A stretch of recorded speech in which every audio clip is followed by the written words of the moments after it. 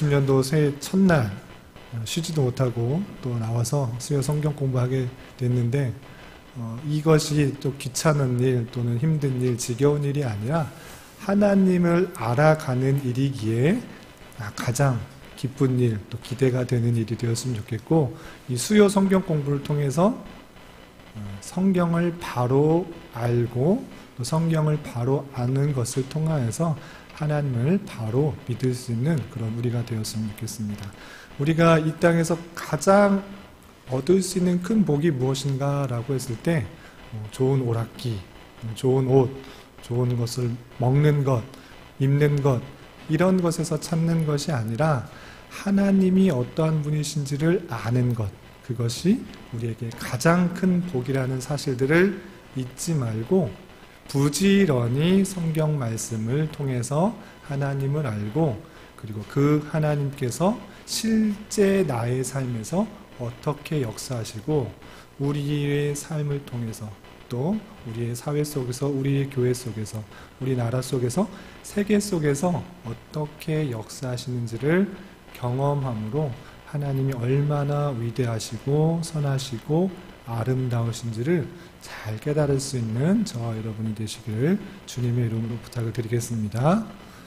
그래서 수요 성경 공부 시간에 예배할 수도 있지만 예배보다는 우리가 성경을 어떻게 이해할 것인가, 성경의 내용들은 단편적으로 여러 가지 것들을 알지만 전체적으로는 알지 못하는 경우가 많이 있어요. 그래서 일방적으로 제가 앞에서 이렇게 설명하기보다는 여러분들이 모르는 것들을 질문하고 답변하고 그렇게 하는 가운데서 성경을 여러분들이 조각조각 나는 것들을 잘 맞추고 또 성경의 내용들을 통일적으로 이해하면 좋겠다 생각이 듭니다. 그런 시간이 되었으면 좋겠습니다. 아시겠죠?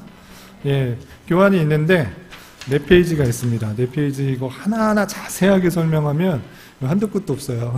한도 끝도 없어서 여러분들 피곤하고 시작부터 하품하고 그러는데 빨리 끝날 수 있으면 좋고, 또 모르는 것들 있잖아요. 성경에 많은, 또 어렸을 때부터 많이 들어서 단편적으로는 지식들을 알고 있는데 이것이 역사적으로 어떻게 흘러가는지에 대해서는 잘 모를 수가 있어요.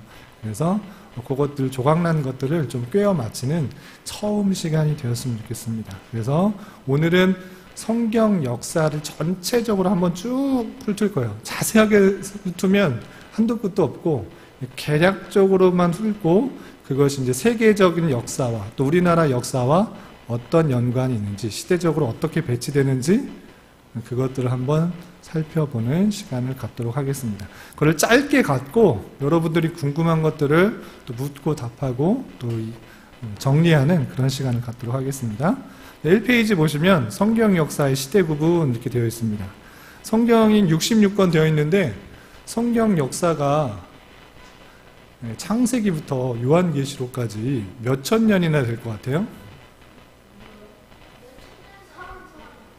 네? 까지는 안 된 것 같아요? 몇천 년 정도 될 것 같아요? 얼마나 될 것 같아요? 만년일 수도 있지. 정확하게는 아무도 모르지만 대략적으로는 알 수 있어요. 네. 네? 9,560 정확한 수치가 어디서 나오는지 모르겠지만 뭐 그렇게 생각할 수도 있어요. 근데 성경에 있는 그 계보를 따르면 아담이 지금부터 약 6,000년 정도에 살았던 사람으로 추정이 돼요. 그런데 성경은 생략되어 있는 사람도 있을 수 있기 때문에 그 이전은 약간은 물음표가 돼요. 그런데 나이로, 성경에 나와 있는 사람의 나이로만 치면 지금부터 약 6,000년 정도 되지만 그 사이사이에 꼭 기록되지 않는 사람들이, 성경에 있어서는 그 역사를 일일이 하나하나 기록하는 것에 중점이 있는 것이 아니고 예수님께서 어떻게 이 땅에 오셨는지, 우리를 구원하시기 위해서 어떻게 오셨는지를 깨닫게 하기 위해서 쓰여진 거기 때문에 생략되어 있는 그런 역사들도 혹 있을 수 있어요. 그래서 6,000년보다 더 길 수도 있기 때문에 물음표. 그렇지만 나와 있는 역사에 나와 있는 계보의 나이로만 치면 약 6,000년 정도 되는 거예요. 알겠죠? 네, 그렇게 이해하시면 됩니다. 그럼 그런 시대부터 이제 쭉 성경을 이해할 때 이 내용들로 이해하시면 되겠습니다. 그래서 아담 시대, 아담으로부터 하나님께서 6일 동안 창조를 하시고 그리고 계속 아브라함이 나타나기 전까지 그거를 창조 시대라고 이렇게 표현합니다. 그래서 아브라함이 나타난 이후로 족장 시대고 그 이전에는 창조 시대예요. 근데 아브라함 때는 기록이 정확하게 나름대로 쓰여져 있기 때문에 역사, 시간을 추정할 수가 쉬운데 그 전에는 창세기에 나오는 그런 천지 창조나 그 이후에 963, 900세 이렇게 나올 때는 정확하게 기록되어 있다라고 말하는 사람도 있고 그렇지 않은 사람도 있기 때문에 그건 조금 의문이 돼서 물음표라고 할 수 있어요. 그래서 창조 시대를 지나서 아브라함이 나타난 시대부터는 족장 시대라고 이렇게 표현합니다. 그래서 아브라함, 이삭, 야곱, 요셉 이런 얘기 좀 들어봤죠? 네, 요것을 족장 시대라고 이렇게 표현을 해요. 뭐 질문 있어요? 족장. 가족끼리 모여있다. 그래서 족속. 가족 또는 족속이 모여서 사는 그런 때다라고 하는 거예요. 일단 나라가 없었고 또는 이렇게 다른 핵가족 뭐 이렇게 하는 게 아니고 가족끼리 부족을 이루어서 이렇게 족장이 우두머리가 되어서 그 가족 그리고 친족들 중에 가장 나이 많은 사람 조상이 우두머리가 되어서 다스리던 살아가던 때가 있었어요. 그래서 족장 시대라고 하는 거예요. 아시겠어요? 예. 그리고 그 족장 시대 때 요셉까지 태어나면서 요셉 시대부터 이제 그 이주를 하게 되죠.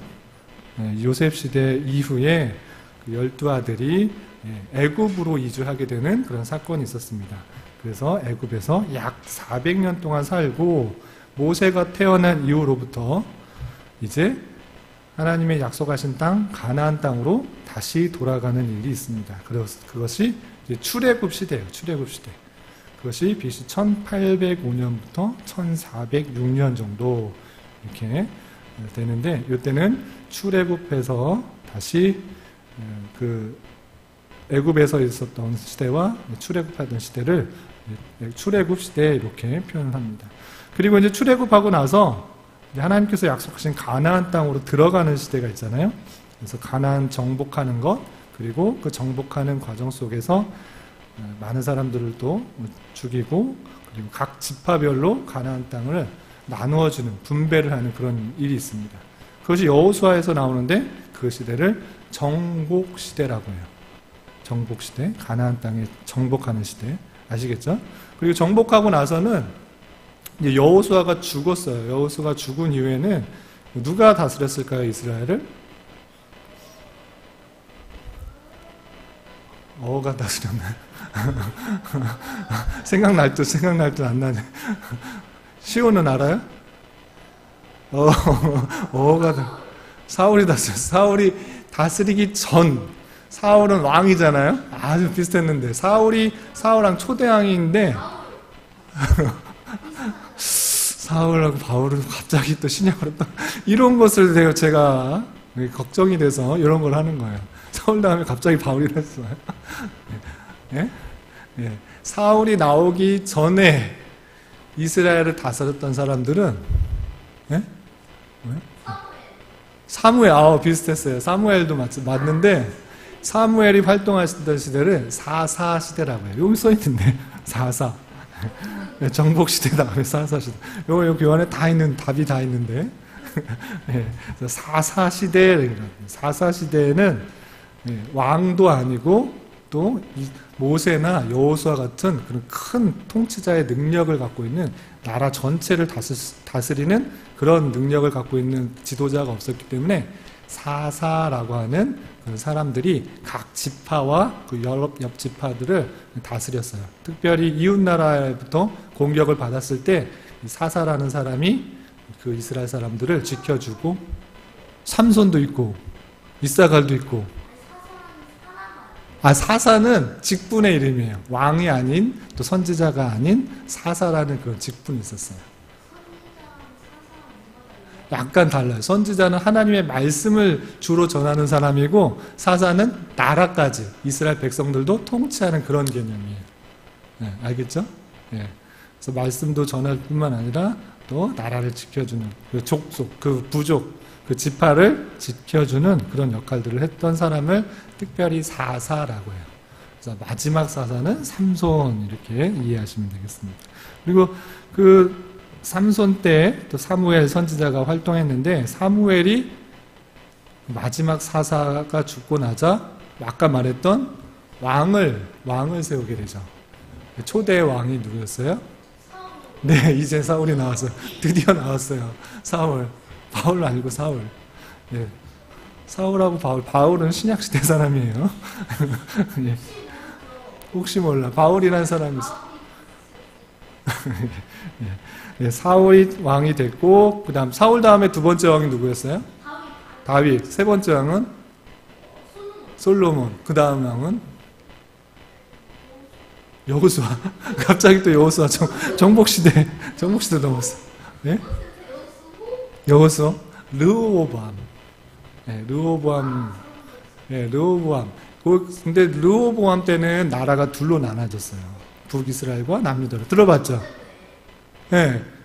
그래서 나뉘어지기 전까지의 왕을 시대를 통일 왕국 시대라고 해요. 예, 나라가 나뉘어지지 않은 통일된 왕이 다스렸다. 그래서 사울, 그다음에 다윗, 솔로몬 이때를 통일 왕국 시대라고 이렇게 이해를 해요. 그래서 아까 말했던 사울의 이야기, 사울이 다윗 죽이려고 막 쫓아다니는 얘기, 다윗 나라를 왕을 다스리는 얘기, 다윗이 범죄한 이야기, 그런 이야기들, 그리고 솔로몬이 지혜롭게 나라를 다스리는 이야기, 이런 이야기들이 통일왕국 시대에 있었다. 이것이 BC 1050년부터 930년대 일이고요. 그리고 이제 통일왕국 시대에서 아까 르호보암과 여로보암 때 나라가 나뉘게 됩니다. 솔로몬의 그런 범죄로 말미암아 나라가 나뉘게 되는데, 솔로몬의 아들이었던 르호보암은 남유다로, 그리고 솔로몬의 신하였던 여로보암은 북이스라엘로 이렇게 나뉘게 돼요. 이것이 분단 왕국 시대예요. 그래서 북이스라엘과 남유다로 나뉘어져서 나라가 BC 930년부터 586년까지 지나게 돼요. 그리고 북이스라엘이 죄를 지었고 또 남유다도 죄를 지었기 때문에 하나님께서는 두 나라를 심판하셨어요. 심판하셔서 특히 남유다의 사람들은 포로로 끌려가게 되었어요. 그것이 포로 시대예요. 다니엘 이야기 들어봤어요? 네. 에스겔 이야기 들어봤어요? 네. 그런 포로로 끌려갔을 때 하나님께서 너희들 회복시켜 주실 것이다 라는 그런 내용들이 담고 있는 내용들이 이제 포로 시대 때 있었던 이야기고, 그리고 포로에서 그냥 가만히 있었던 것이 아니고 하나님께서 약속하신 대로 70년 만에 포로에서 귀환하게 됩니다. 그것이 포로 귀환 시대인데, 포로에서 한꺼번에 다 포로에서 회복된 것이 아니고 3번에 걸쳐서 사람들의 마음을 움직여서 돌아오게 했어요. 그래서 돌아와서 성전을 짓고 또 나라를 회복하려는 노력들을 했습니다. 그것이 포로 귀환 시대고, 포로에 돌아와서 성전을 다시 지었지만 이스라엘 백성들이 성전을 제대로 짓고 바르게 살았을까요? 못 살았을까요? 네. 좀 잘 지내는 것 같더니만 또 죄악 가운데 빠져가지고 하나님께서 그들 가운데 계시를 내려주지 않았어요. 하나님의 말씀을 이제 전해주지 않았어요. 그래서 예수님이 다시 오실 때까지 하나님의 계시의 말씀이 없고 또 선지자나 사사들이 나타나지 않은 시대가 있었어요. 성경에도 잘 기록되지 않은 그런 중간기의 시대가 있었어요. 그것이 BC 400년부터 예수님께서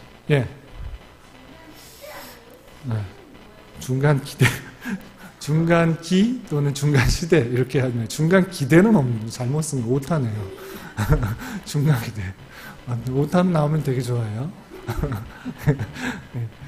중간기 또는 중간시대 이렇게 이해하시면 됩니다. 그래서 중간기 때는 하나님의 말씀이 계시의 말씀이 거의 나타나지 않아서 이렇게 지내게 되었습니다. 이때 헬라와 또 로마의 군대들이 이스라엘을 정복했던 일들이 있었어요. 그리고 로마가 정복했던 당시 시대에 예수님께서 비로소 오시게 되는 거죠. 그래서 예수님이 태어난 때를 원래는 기준으로 해서 서기에서 2020년, 숫자가 멋있는데 2020년 2020년 그래서 예수님이 태어날 때부터 2020년이 지났다라고 생각해서 사람들이 이렇게 서기에서 쟀는데 예수님이 태어난 이후부터 날짜 연도를 세는 것을 서기라고 해요. 그렇게 해서 이제 2020년 이렇게 해서 쟀는데 연구를 더 해보고 해보니까 그 잘못 생각했어. 예수님은 BC 한 3년 또는 4년 BC 서기로부터 약 4년 전에 이미 태어난 것 같아요. 그래서 더 연구를 해보니까 4년 전 BC 4년 정도에 예수님께서 실제로 태어나셨다라고 밝혀졌어요. 그래서 이제 서기를 다 4년 전으로 돌릴 수 없잖아요. 그래서 거의 확실해서 4년 정도로 이제 생각을 해요. 왜냐하면 예수님께서 태어났을 때 왕이 누구였어요? 네, 헤롯 왕 때 몇 년인가 따져보니까 이거 보면은 실제로는 서기가 그때가 아니라 4년 전부터 했어야 맞는데 라고 생각해서 다 바꾸기는 너무 이제 역사가 다 뒤집혀지니까 그렇게 안 하고 예수님은 BC 4년 정도에 태어났을 것이다 이렇게 정리를 했어요. 그렇게 이해하시면 되고요. 예수님께서 몇 년 동안 이 땅에서 사셨죠? 모르겠어요. 되게 자신 있게 배우면 되잖아요. 맞아요. 예수님께서 30세 정도 됐을 때에 세례를 받으시고 이제 공생애를 시작하셨어요. 그리고 예수님께서 그 복음서를 읽어보니까 3번의 유월절을 지내게 돼요. 요한복음을 읽어보니까 유월절이 뭔지 알아요? 예, 유월절. 명절이 우리도 이제 설날이 1년에 한 번씩 돌아오는 것처럼 유월절이라는 그 절기가 3번 정도 지킨 것으로 나와요. 나중에 그러면 적어도 몇 년을 사역하신 거예요, 예수님께서? 그래서 예수님께서 3년 정도 사역을 하시고 3년 한 좀 절반 정도 사역을 하시고 십자가에 달려 돌아가셨을 것이다 라고 추측을 하는 거예요. 그래서 33년 정도 예수님께서 이 땅에 오셔서 사역을 하셨다라고 하는 것입니다. 그래서 대충 AD 30년까지 예수님께서 사역하신 시대를 예수시대라고 하고 예수님께서 부활 승천하시고 그의 제자들로부터 복음이 세계 만방에 전해지는 그것을 초대교회, 교회가 처음으로 세워졌다. 그래서 처음 시대, 처음조, 또 그때 역사에 대해 그래서 초대교회 시대는 AD 30년 예수님이 부활 승천하시고 나서 또 복음이 전파되는 초대 그 제자들이 죽기 전까지 그때를 초대교회 시대라고 해서 이렇게 되는 것입니다. 대충 흐름들은 어떻게 흘러가는지 대략적으로는 아시겠죠? 대략적으로 아실 거고 말씀을 드렸고 요거에 대해서 이제 하나하나 다음 주부터 자세하게 볼 거예요. 질문 있어요? 복음서가 4개 있다는 뜻이에요. 마태, 마가, 누가, 요한. 사복음서. 이거를 4개의 복음서라고 해요. 비포 크라스티에서 예수님 오시기 전, 예수님 오시기 후 이렇게 표현을 해요. 이해가 됐어요? 시오는 궁금한 거 없어요? 형이 담으네. 갑자기 왜 그거를 말하기 시작했어요? 너무 어려웠어요? 시오한테는? 뭐가 어려웠어요? 뭐가 하나만 알고 가면 돼요. 뭐가 제일 어려운 것 같아요?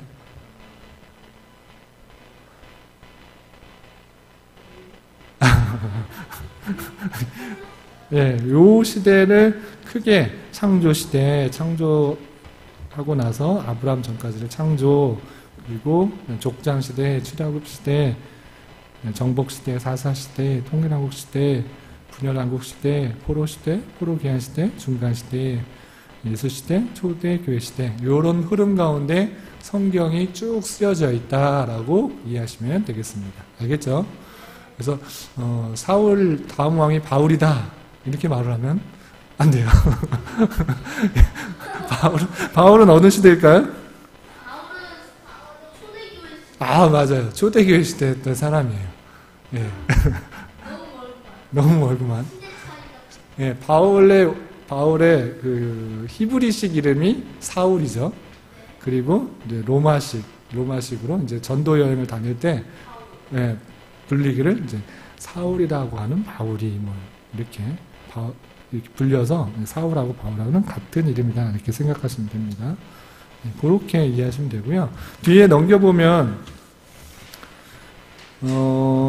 예수님께서 어떤 계보를 따라서 태어나셨는가 이거 궁금했던 분 없어요? 네, 궁금하지 않았나요? 네, 저만 궁금했었나? 네, 성경에 예수님이 태어난 것들을 계속 말씀하시고 또 하고 있는데 예수님이 어떤 계보를 태어났나 잘 모를 수 있어요.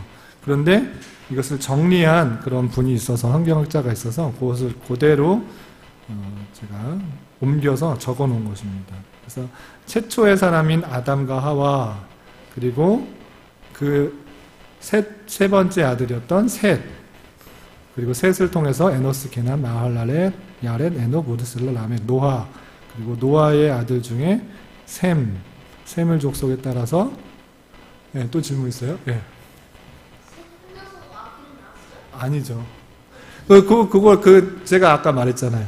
성경에 나와 있는 사람들이 모든 사람을 기록한 것이 아니다. 이런 표현을 제가 썼어요. 예, 가인과 아벨이 있었는데, 가인과 아벨이 있었는데, 최초의 살인자가 누구예요? 예, 가인이 최초의 아벨을 죽였어요. 왜 죽였어요? 그쵸. 아벨의 제사로서 식이 나가지고, 가인이 아벨을 죽였단 말이에요. 그런데 하나님께서 가인에게 벌을 주면서, 어떤 말씀을 하셨을까요? 이거 찾아볼까요? 창세기 4장이 계속 찾아보면 이게 창세기 4장 말씀을 보겠습니다. 창세기 4장 13절 14절 보면 이런 표현이 있어요. 가인과 아벨을 죽이고 나서 하나님께서 가인에게 이렇게 벌을 내려주는데 왜 이렇게 아벨을 죽였냐 이렇게 말을 하고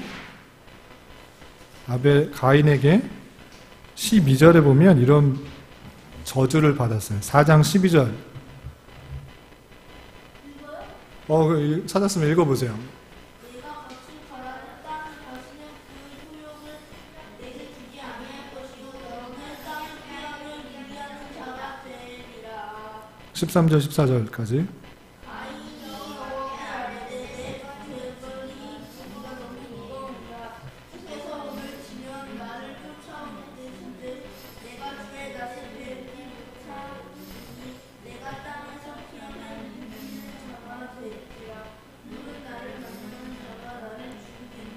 예, 하나님께서 너 이제부터 땅에서 피하면서 유리하는 자가 될 것이다. 유리하는 자가 뭐예요? 이게 예, 유리 닦는 자가 아니고 돌아다니는 자래요. 예, 돌아다니면서 피하는 그런 자가 될 것이다 이렇게 표현해요. 그랬더니 가인이 하나님한테 불평하면서 하는 말이 나를 쫓아내시온즉 내가 주의 낯을 주의 얼굴을 배웁지 못할 것이다. 땅에서 피하면서 도망다니는 자가 될 것이다. 그런데 무릇 나를 만나는 자마다 나를 죽이겠다 이렇게 표현을 했어요. 근데 가인과 아벨 2명밖에 없었댔잖아. 최초의 사람 아담 하와 그리고 가인과 아벨이었는데 가인이 아벨을 죽였어. 그러면 이제 아담과 하와밖에 없는데 또 나를 만나는 사람이 누구 있다고 나를 죽여? 그러니까 성경에는 이때 당시에 가인과 아벨만 나와 있지만 가인과 아벨 외에 다른 사람이 있을 가능성이 충분히 있는 거예요. 그래서 그럼 어느 정도인지 모르죠. 나를 만나는 자가 있다는 것은 아빠, 엄마, 그러니까 아담과 하와 외에 다른 사람이 있으니까 내가 돌아다니더라도 나를 만나는 사람이 나를 죽이면 어떡합니까? 내가 돌아다니긴 하는데 나를 만나가지고 저 사람 죽인 동생을 죽였던 사람이야 하고 나에게 해를 할 수도 있지 않습니까? 이렇게 표현한 거예요. 그것처럼 성경에서 말하고 싶은 것은 성경에 나와 역사의 모든 사람들을 다 기록한 것이 아니라 예수 그리스도의 계보가 어떻게 이루어졌는지 또 죄가 어떻게 들어왔는지 이런 구원 계시와 그리고 영적인 관계가 어떠한 것인지에 관심이 있는 책으로서 쓰여졌기 때문에 모든 사람을 다 쓰여지지 않는 거예요. 그러니까 다른 사람이 당연히 나죠. 이거는 최초의 사람이라고 최초의 이게 네. 또 다른 사람이 낳았죠, 당연히 낳았는데 그것이 나타나지 않는다라는 거죠. 손 아픈 게 아니고, 예, 그렇지. 이제 제일 중요한 기록만 쓰는 거예요. 예수님의 어떤 계보를 통해서 또 하나님의 택하신 이스라엘 백성들이 어떤 계보를 통해서 나왔는지가 제일 중요하지. 가인과 아벨, 또 셋, 그리고 그 나머지도 나왔지만 그 사람들이 어떻게 지냈는지에 대해서는 성경은 별로 관심을 가지지 않아. 왜냐? 하나님의 택하신 백성의 계보는 셋을 통해서 계속 이어지기 때문에. 그래서 창세기 중간 5장 보고 또 10장 11장을 보면 계보들이 어떻게 나오는지 쭉쭉 나오고 있어요. 이스라엘을 택한 하나님의 택하신 백성, 이스라엘 백성들이 어떻게 계보가 이어지는지를 쭉쭉쭉쭉 간략적으로 설명하고 넘어가고 또 어떤 일이 있었는지 설명하고 또 계보가 이어지고 이런 식으로 표현되고 있는 거예요. 그래서 성경에 있는 역사 하나하나 일일이 다 기록하려고 한 것이 목적이 아니라 하나님의 택하신 백성이 또 예수 그리스도가 어떤 계보를 통해서 오는지를 설명해 주고 있는 거예요. 아시겠죠? 네. 계보가 나와요. 가인의 계보가 또 나와요. 여기는 저도 여기서 표현하고 싶은 것은 손 아프니까 손도 아프지만 여기서 예수님의 계보라고 했잖아요. 예수님의 족보. 예수님이 어떻게 예수님의 아빠의 아빠가 누군가를 설명해 주고 있는 거예요. 성경은 요거의 중심을 가지고 설명하고 있다는 뜻이에요. 이해가 됐어요, 이제? 그렇죠. 여기 보면 제가 여기 중간중에 보면 아담에서 노아까지 10대, 셈에서 아브람까지 10대 이렇게 표현했잖아요. 요것도 열대로 성경에서 일부러 끄는 것처럼 이렇게 딱딱 떨어지게 이렇게 표현을 했어요. 그래서 외우기 쉽게 표현한 것이 아닌가 생각을 하는 거예요. 그리고 우리 마태복음 보면 누가 누구를 낳고 누가 누구를 낳고 이렇게 나오잖아요. 그러면서 맨 마지막에 표현한 게 여기 3페이지 중간 이렇게 보면 파란색에 아브람으로부터 다윗까지 14대, 다윗부터 바벨론으로 이거할 때까지 14대, 바벨론에서부터 예수까지 14대, 이렇게 14 이렇게 끊어서 설명을 하고 있어요. 이게 딱딱딱 끊어지는 게 조금 신기하다라고 생각할 수도 있고, 아니면 이해하기 쉽게 과감하게 14이라는 숫자로 끊어서 성경에서 설명하고 있는 것일 수도 있어요. 여기는 10대로 끊어서 예수님의 족보에 대해서 이해하기 쉽게 또 알아야 될 사람들만 딱딱 간략하게 설명한 것은 아닌가. 그렇죠. 요약해서 설명한 것이 아닌가 이렇게 생각하는 거예요. 그래서 성경에 나와 있는 사람의 나이대로 치면 아까 말한 것처럼 BC 한 6,000년 정도, 지금부터 6,000년 정도 이렇게 거슬러 올라갈 수 있는데 그 빠져있는 사람들도 있을 수 있겠구나라고 생각해서 정확하게는 알 수 없고 확실하게 알 수 있는 그 연도는 아브람 때예요. 아브람 때 어떤 왕이 있었는지를 알기 때문에 그 왕의 세계사의 역사를 찾아보니까 BC 한 2100년 정도 되었던 사람이에요. 그래서 아브람 시대 때부터는 거의 정확해요. 그런데 전에 있는 사람들은 아까 말한 것처럼 창조 시대라고 해서 정확하게 비교할 수 있는 역사들이 없어요. 그리고 창세기에 나와 있는데 나중에 찾기도 어려워요. 그런데 그것이 많지 않아서. 그래서 어떤 분은 뭐 9,000년까지도 보고, 뭐 7,000년도 보고, 이렇게 다양하게 성경학자들이 말하고 있다라는 것들만 알아두시면 되겠습니다. 그래서 쭉 보시면 돼요. 셋으로부터 쭉쭉쭉 이어지고, 잘 아는 사람이 쭉 등장하죠. 에녹, 또 무드셀라. 아, 무드셀라. 에녹도 알죠? 네, 알아요. 예. 에녹도 죽음을 보지 않고 승천했던 사람이고, 무드셀라는 그의 아들로서 최장수 969살까지 살았던 사람. 그리고 노아의 홍수. 네? 야렛. 이때 당시에 평균 수명이 거의 900세 정도 되는데, 800세, 900세 이렇게 되잖아요. 그리고 노아의 홍수, 이것이 다음 주나 아니면 그 다음 주에 설명할 때 건데, 노아의 홍수 때 이 지구의 환경이 완전히 바뀌게 돼요. 그때 이후로부터 인간의 평균 수명은 뚝 떨어지게 됩니다. 그래서 셈, 함, 야벳 이후에 그 사람들은 거의 많이 오래 살지 못했어요. 그런 내용들이 나중에 다음 주나 다다음 주에 배우도록 하겠습니다. 셈의 아들들 아르박사, 셀라, 아이벨, 벨레, 루욱, 스룩, 나울, 데라, 아브라함이 나오죠. 그래서 셈의 아들이 이렇게 해가지고 10대가 지나면 아브라함이 탄생해서, 요거는 이때 당시에 아브라함 때 주변 왕들을 만나게 되기 때문에 주변 왕들의 세계사를 찾아보니까 2000 BC 2100년 정도 되었던 그런 인물이구나라는 것들을 성경을 시대를 추측해 볼 수 있습니다. 아브라함 때부터 족장 시대다 이렇게 표현을 합니다. 아브라함부터 이삭, 야곱의 12아들이 애굽으로 가서 살게 되죠. 그래서 애굽 시대, 그리고 애굽에서 나올 때를 출애굽 시대 이렇게 표현하게 됩니다. 그래서 애굽으로 이주할 때 그 계보는 어디? 예수님의 계보는 12아들 중에 누구에서부터 나오죠? 요셉이 주인공 같이 나오잖아요. 요셉이 애굽에 가서 총리가 되고 많은 사람들에게 데리고 그러니까 부유하게 되고 높은 사람이 돼서 요셉이 주인공인 것 같지만 유다의 자손이 네. 여기 색깔이죠.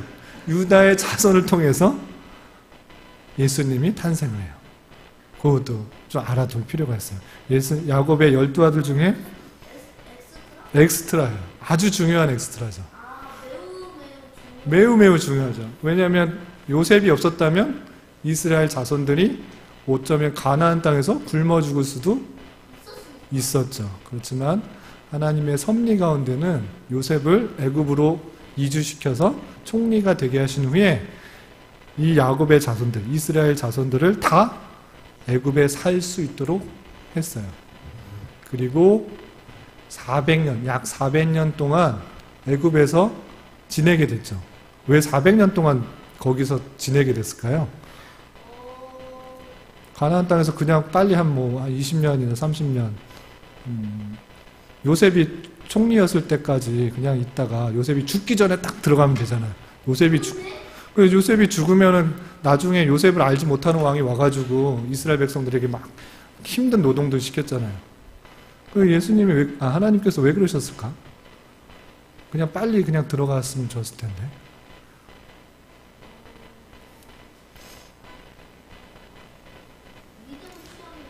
믿음을 시험해 보려고.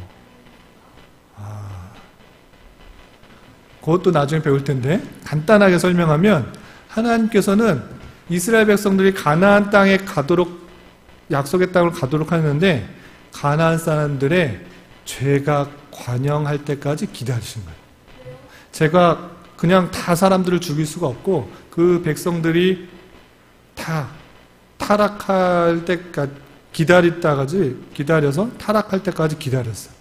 그리고 그 사람들이 다 없애도 될 정도로 타락했을 때 하나님께서는 이스라엘 백성들을 다시 가나안 땅으로 불러들이신 거예요.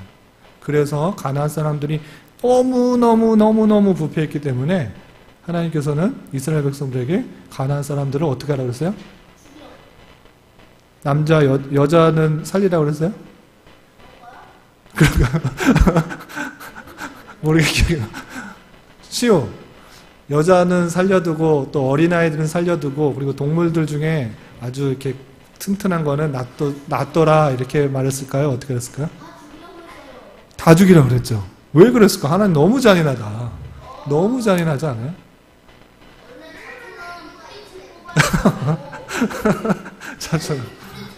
맞아요. 뿌리채 뽑지 않으면 안 될 정도로 타락했기 때문에 이렇게 두었던 거예요. 네, 그런 역사적 사실들이 있었습니다. 그렇게 지나고 모세 때 모세도 무슨 지파로 써 있어요? 네. 모세는 레위 지파가 이렇게 써 있죠. 이거 찾아보시면 되고 애굽으로 이주 이렇게 써 있던 그 노란색 밑에 이렇게 돼 있고, 네. 레위 지파에서 하나님께서 다 살았죠. 여기 그 12지파의 사람들이 애굽으로 와서 400년 동안 계속 자손을 낳고 살았던 거예요. 그 중에 하나님께서 레위 지파의 사람 중에 한 명이었던 모세를 들어서 사용하신 거죠. 그리고 이제 왕 통치 시대, 통일 왕국 시대 때는 다윗이 유다 지파고 아까 나왔던 사울은 베냐민 지파 사람입니다. 다윗이 유다 지파였고 다윗의 아들 누구였다 그랬죠? 솔로몬의 아들 로보암, 또 로보암의 아들 아비야, 아사, 여호사밧, 여호람 쭉 이렇게 이어져 가는 것입니다. 그래서 왕들이 이어지고 마지막 왕인 시드기야 때 나라가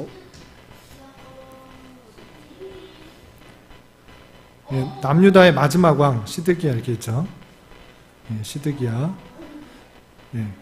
시드기야가 있는데 시드기야의 아들로부터 예수님이 난 것이 아니고 엘리야김으로부터 그 아들의 스알디엘, 아비웃, 엘리야김, 아소르, 사독, 아킴, 엘리웃, 알레아살, 마탄, 야곱, 요셉.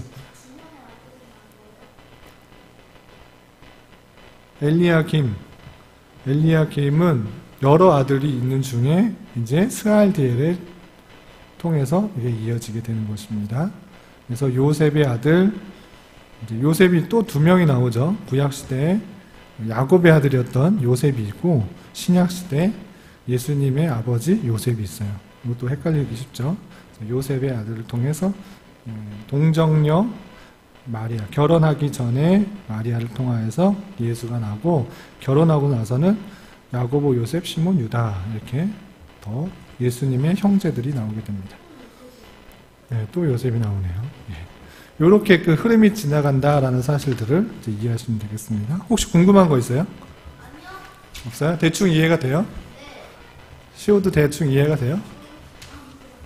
네, 여기까지 보시면 되고, 뒤에는 이제 한국의 역사, 세계사와 비교한 건데, 아직 한국의 역사와 세계의 역사를 안 배운 것 같아요. 자, 아는 역사 혹시 있어요?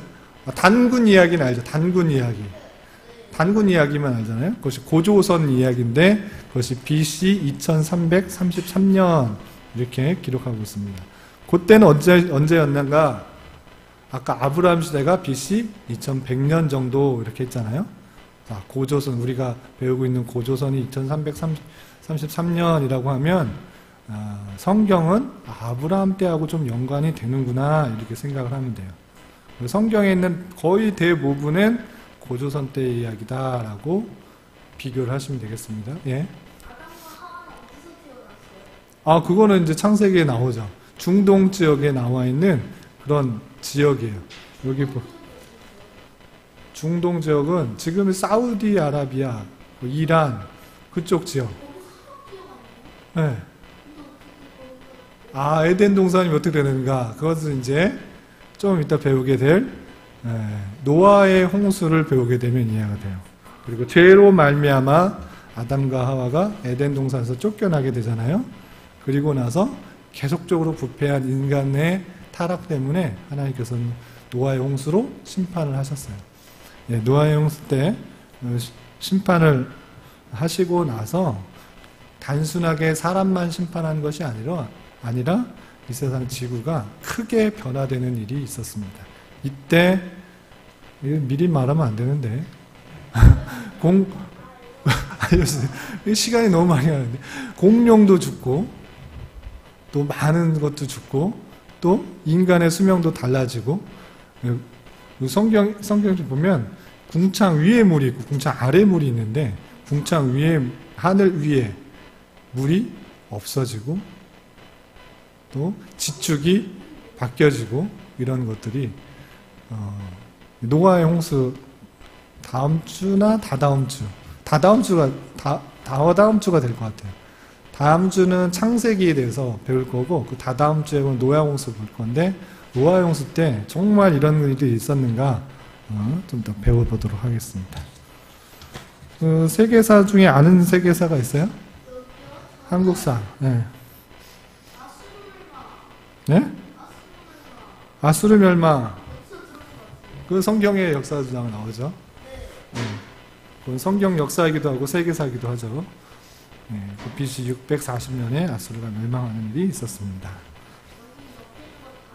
이거 세계사하고 그 한국사하고 BC 몇 년인가 라는 뜻이에요. 네. 예수님이 오시기 전에 몇 년 전인가.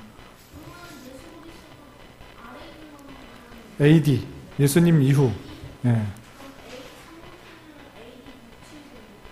네, 삼국통일은 AD 676년에 일어났습니다. 삼국시대에는 들어봤어요?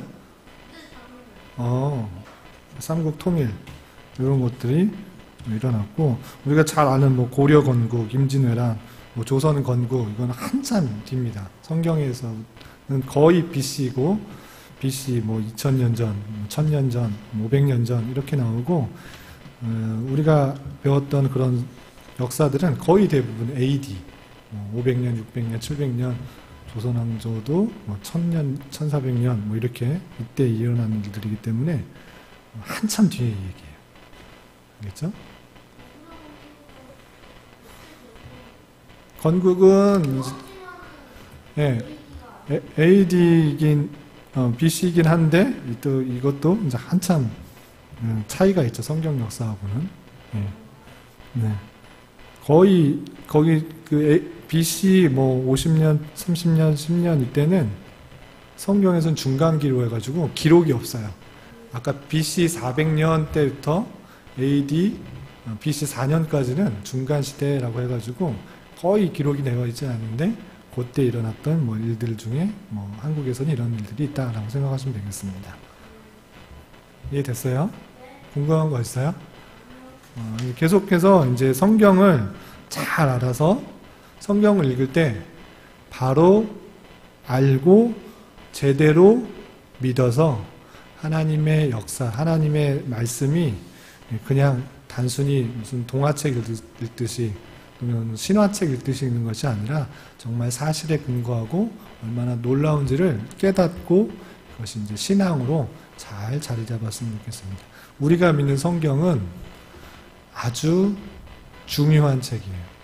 하나님이 인간들에게 자신의 뜻을 밝힐 때 어느 다른 것으로 나타내지 않으시고 오직 성경을 통해서 알게 하셨어요. 그렇기 때문에 우리는 이 성경책을 아주 중요하게 생각을 해야 돼요. 대충 읽을 것이 아니라 이것이 말하고 있는 내용들이 무엇인지를 잘 이해해서 하나님을 온전히 섬길 수 있는 그런 신앙인들이 되어야 되겠습니다. 수요일마다 이렇게 편하게 묻고 답하는 가운데서 또 하나님 말씀을 잘 깨달아 나갈 수 있는 그런 은혜가 2020년도에도 함께 하시기를 주님의 이름으로 부탁을 드리겠습니다. 기도하겠습니다. 하나님 아버지 감사합니다. 짧은 시간 성경 역사에 대해서 흐름을 생각해 보았습니다. 우리가 성경을 읽을진데 단순히 신화책이나 어떤 교리책으로만 읽는 것이 아니라 하나님께서 역사 속에서 어떻게 나타나시며 또 이루어왔는지 잘 알게 하시고 그것을 잘 알므로 말미암아 성경책을 하나님의 참된 말씀으로 받아들이고 그 말씀을 통해 우리가 참된 교훈을 얻을 수 있는 그런 시간 되게 하여 주시옵소서.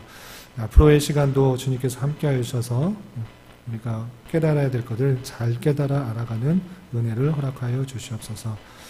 2020년도 주님께서 함께하여 주시고 특별히 이곳에 교회를 개척하게 하셨사오니 필요한 사람들을 또 보내주시고 또 말씀이 필요한 사람들, 진리가 필요한 사람들, 위로가 필요한 사람들 주님께서 보내주셔서 함께 교회를 이루어 주님의 몸된 사역들을 잘 감당할 수 있는 은혜를 허락하여 주시옵소서.